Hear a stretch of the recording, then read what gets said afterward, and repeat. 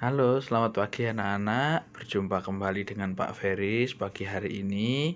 Bagaimana kabar kalian pagi hari ini? Pasti luar biasa baik semua.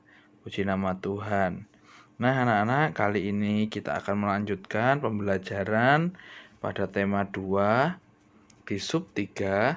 Kita akan belajar muatan SBDP. Nah, kita akan belajar pola lantai dan gerakan tari merak yang diambil di dalam buku Bupena halaman 129, 130,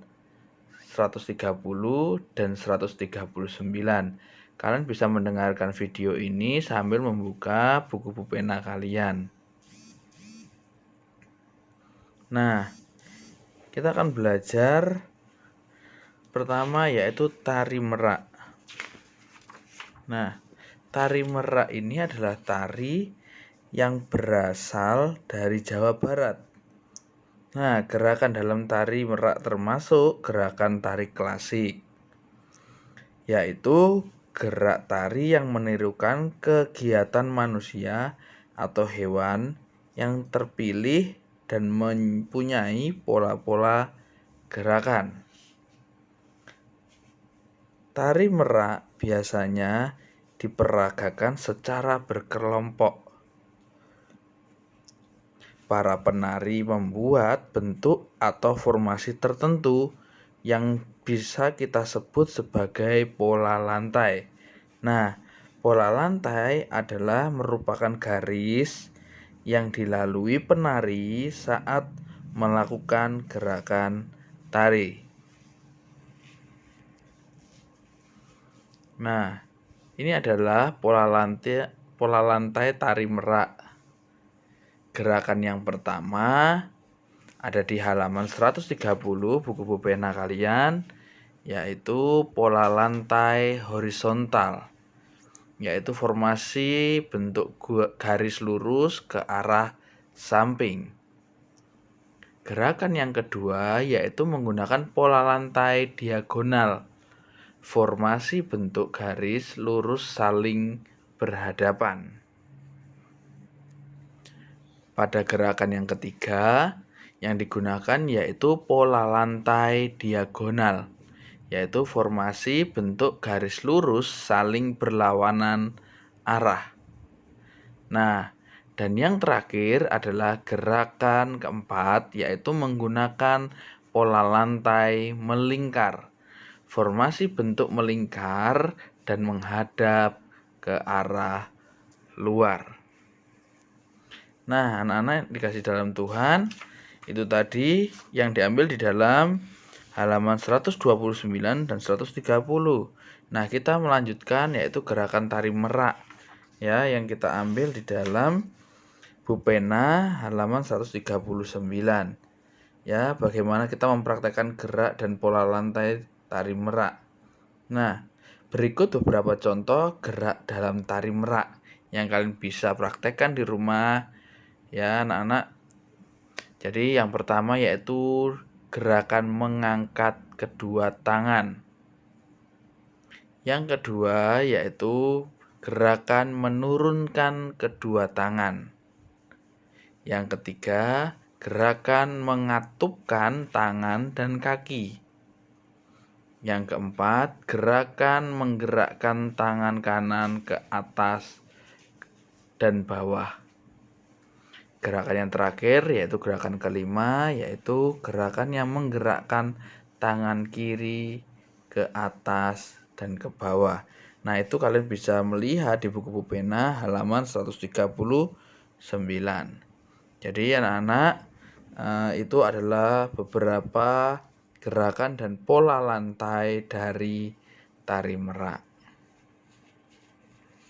Nah, kita akan lanjut untuk pembelajaran muatan PPKN, yaitu menjelaskan manfaat persatuan dan kesatuan dalam kehidupan NKRI.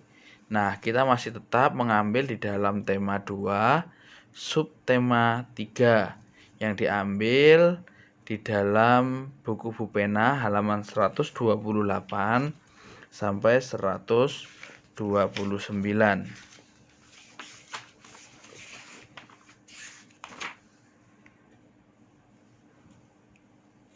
Nah, kita tahu bahwa di dalam kemerdekaan kita ini perlu adanya persatuan dan kesatuan. Meskipun terdiri dari beragam suku bangsa, budaya, dan agama, Indonesia mampu yang pertama, bersatu dan mengalahkan para penjajah. Yang kedua, Indonesia mampu berhasil meraih kemerdekaan. Nah, itu semua dapat didapatkan dari kerukunan, yaitu sikap rukun yang terjadi antara bangsa Indonesia yang beragam suku bangsa, budaya, dan agama. Nah, itu menjadi kunci sukses bangsa Indonesia untuk mencapai persatuan dan kesatuan, yaitu kerukunan. Nah, perbedaan yang disatukan dalam kerukunan dapat menjadi kekuatan sebuah bangsa. Jadi, perbedaan itu bukan menjadikan kita semakin lemah, tetapi perbedaan yang ada di Indonesia ini disatukan dalam kerukunan dapat menjadikan kekuatan sebuah bangsa dan berdampak semakin mudah menjaga kekayaan sumber daya alam yang ada di Indonesia. Yang kedua, berdampak budaya yang kita miliki tidak diambil dan diakui negara lain. Nah, bersatu kita teguh, bercerai kita runtuh. Memiliki arti yaitu suatu bangsa akan menjadi kuat dan semakin maju jika bersatu dan tidak terpecah belah. Memiliki makna yang kedua yaitu bila tidak dijaga dapat terjadi perselisihan dan akhirnya terpecah belah. Yang ketiga, menjaga persatuan dan kesatuan bangsa adalah kewajiban setiap warga negara Indonesia. Itu adalah beberapa manfaat persatuan dan kesatuan bagi negara kesatuan Republik Indonesia. Nah, kalian bisa lihat yang lainnya, contohnya ada di halaman 129.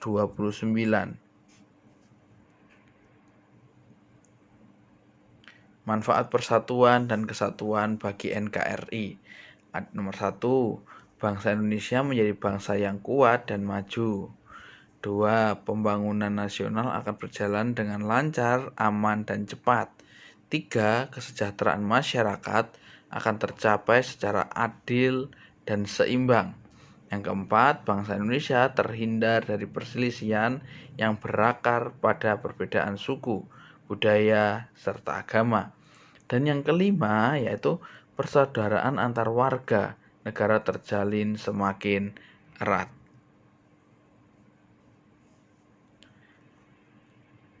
Nah, kita juga belajar pentingnya persatuan dan kesatuan demi kesejahteraan rakyat, diambil di dalam buku Bupena halaman 135-136. Persatuan dan kesatuan, ya. Persatuan dan kesatuan untuk mencapainya diperlukan sikap peduli, rela berkorban, mendahulukan kepentingan bersama, dan toleransi. Persatuan dan kesatuan perlu dipupuk dari rumah, sekolah, masyarakat, maupun dalam kehidupan berbangsa dan bernegara. Persatuan dan kesatuan diterapkan untuk mempertahankan kemerdekaan dan melaksanakan pembangunan.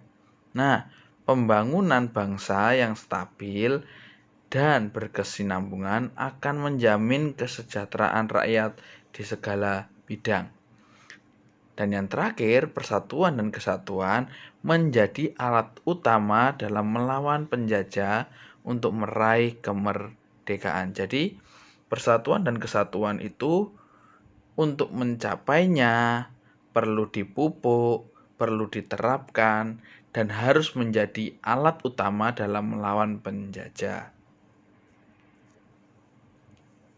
Sebagai contoh penerapan nilai-nilai persatuan dan kesatuan demi mencapai kesejahteraan rakyat. Yang pertama, mencintai dan menggunakan produk Indonesia. Memberikan kesempatan kepada pengusaha Indonesia untuk maju. Perusahaan dalam negeri berkembang dan dapat mempekerjakan pegawai dalam negeri. Pengangguran berkurang dan kesejahteraan rakyat meningkat. Itu adalah manfaat dari mencintai dan menggunakan produk Indonesia. Yang kedua, rajin belajar untuk membangun bangsa, yaitu pengetahuan sangat penting untuk membuka wawasan dan dapat digunakan untuk pembangunan bangsa. Yang ketiga, mempererat kerjasama.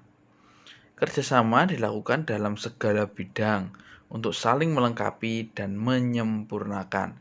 Itu adalah beberapa contoh penerapan nilai-nilai persatuan dan kesatuan demi mencapai kesejahteraan rakyat bangsa Indonesia. Nah, anak-anak, pagi hari ini kita sudah belajar muatan SPDP dan PPKN. Untuk tugas 1, buat 4 pola lantai dari tari merak, komposisi 6 orang dengan menggunakan benda di sekitar, plastisin, kertas lipat, atau mainan. Susun di buku tugas atau selembar kertas dan beri nama polanya.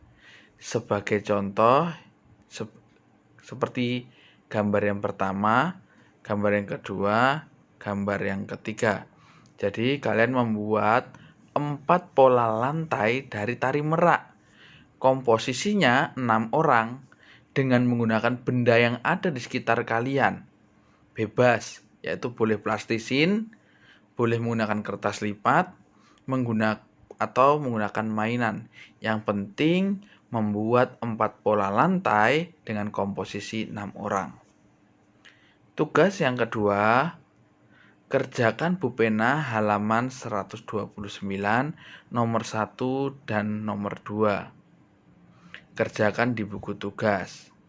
Nah, tugas mandirinya yaitu kalian foto semua tugasnya, kirim di Google Classroom maksimal pukul 12.00. Jadi 12 siang ya anak-anak.